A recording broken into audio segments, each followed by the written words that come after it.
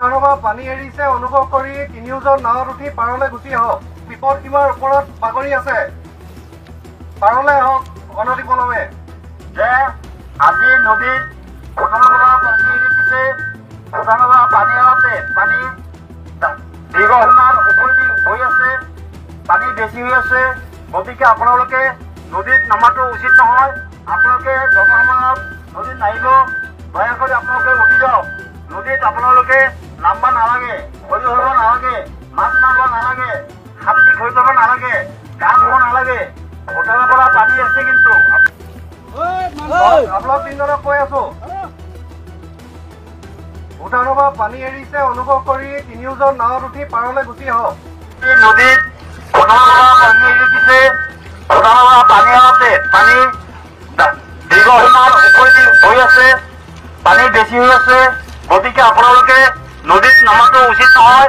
আপোনালোকে জনসাধাৰণক নদীত নাহিব, দয়া কৰি আপোনালোকে উঠি যাওক। নদীত আপোনালোকে দয়া কৰি মহকালটো অলপ সন্মান দিব। আপোনালোকে উঠি আহক। ধন্যবাদ।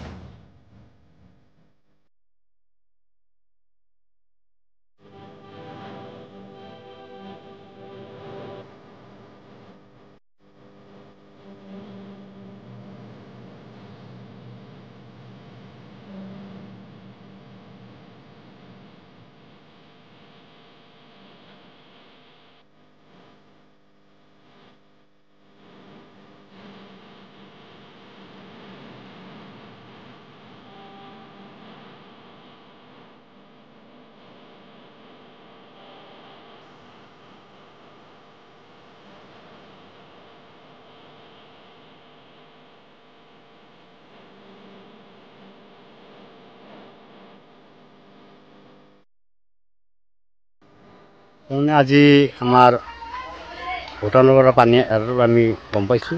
সেইকাৰণে মই গাঁও প্ৰধান শ্বাহ আলম, মোৰ এইটো এলেকা নাৰায়ণগুৰি মানাহ কাষৰীয়া এইটো অঞ্চল। মানুহে কিন্তু নদীত আজি খৰি ধৰাৰ কাৰণে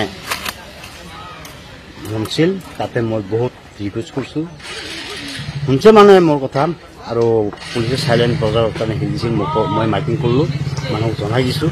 আৰু পুলিচে মোক সহায় কৰিছে, পুলিচৰ লগত থাকি মানুহকেইটাক বন্ধ কৰিছে। তাতে এতিয়া মানুহ নদীত নাই, ইমান বহুত মানুহ আছিল, কিন্তু মানুহে এতিয়া বুজি পাইছে যে নাই, খৰিটো অপৰাধ হৈ আছে, চৰকাৰৰ পৰা আইন বিৰোধী হৈ আছে। সেইকাৰণে মানুহ এতিয়া খৰি ধৰাত নাই। সেইকাৰণে গোটেইকেইটা মানুহ লাহে লাহে উঠি ঘৰ পিনে দিছে, ঘৰ গৈছে।